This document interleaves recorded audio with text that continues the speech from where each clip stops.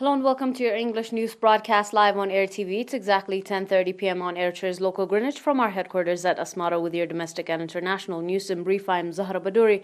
But first, we'll begin with your major headlines for this hour. Efforts to strengthen organizational capacity of youth. Alleviation of social services provision.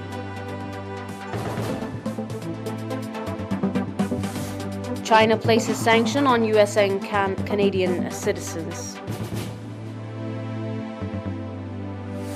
14 people injured in suspected suicide bombing outside Catholic Church in Indonesia and more.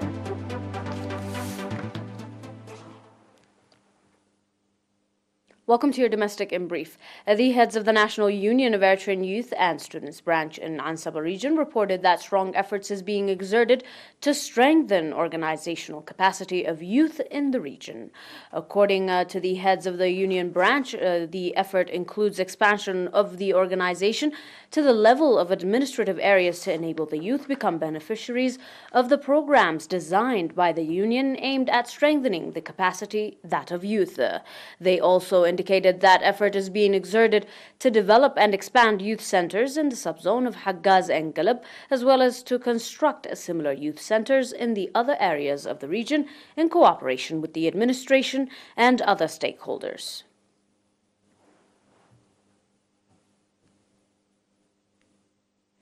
As a result of village regrouping, the residents of Hambol Kachkach administrative area, Karkabet subzone, have become beneficiaries of the social services provision, particularly potable water supply.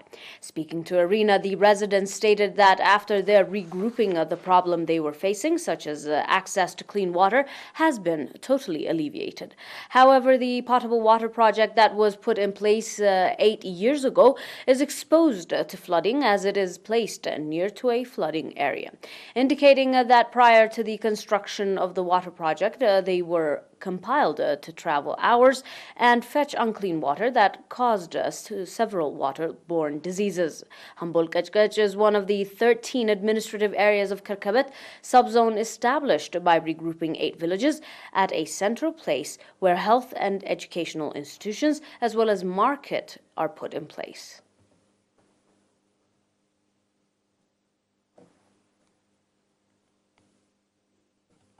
And in your final domestic, the residents of Da'ro Paulos Galanafhi subzone are conducting popular water and soil conservation activities. The popular campaign includes the construction of water diversion schemes and terraces. According to reports from the subzone, the water and soil conservation they conducted is expected to significantly contribute in readdressing the environment and in boosting agricultural product. A training program on controlling vegetables and crop diseases have also been organized by the Ministry of Agricultural branch in the subzone to about 30 farmers in Da'ro Paulos. Similar training programs have also been organized to farmers in various administrative areas in the subzone, as reports added.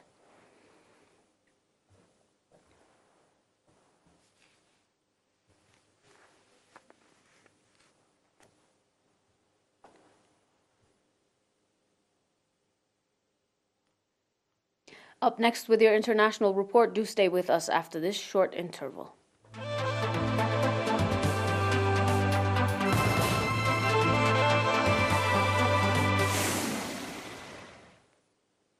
And on your global report, China has placed sanctions on U.S. and Canadian citizens in retaliation for the decision this week by the U.S., EU, U.K. and Canada to take punctuative action over Beijing's reception of Uyghurs in Xinjiang. The Chinese Foreign Ministry said it had imposed sanctions on Gail Munchin, chair of the U.S. Commission on International Religious Freedom, and Tony Parkins, the vice chair of the commission. China also targeted Michael Chong, a Canadian lawmaker and a Canadian parliamentary committee that deals with human rights. The foreign ministry said that the individuals concerned are prohibited from entering the mainland, Hong Kong, and Macau, and Chinese citizens and institutions are prohibited from doing business with the relevant individuals and have exchanged with the relevant entity. The US, EU, UK, and Canada on Monday took coordinated action to sanction 4 senior Chinese officials, including 2 who were already on the US sanctions list, for their role in the detention of one Muslim Uyghur who are detained in labor camps in Xinjiang. China is coming under growing pressure over the persecution of the Uyghurs ahead of the 2022 Beijing Winter Olympic Games.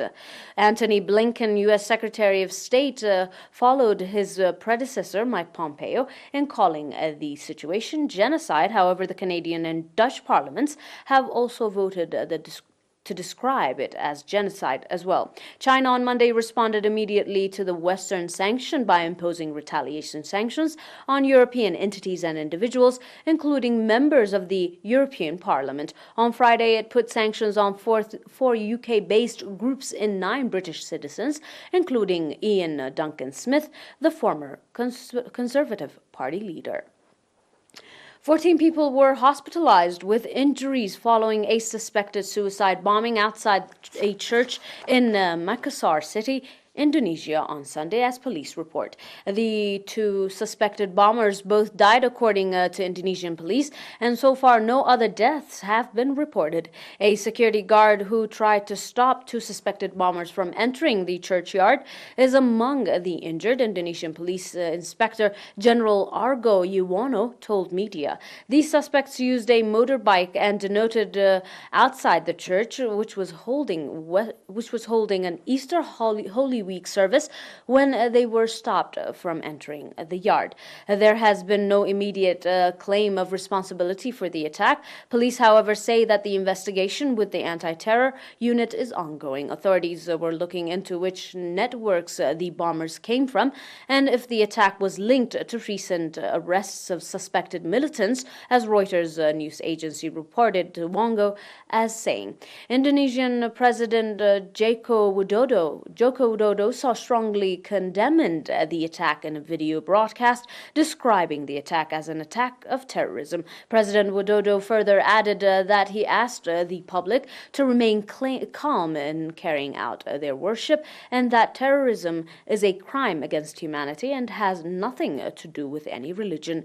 President Widodo further reported that they pray immediate health and healing for those victims who were injured, that thorough investigation has been ordered in the incident.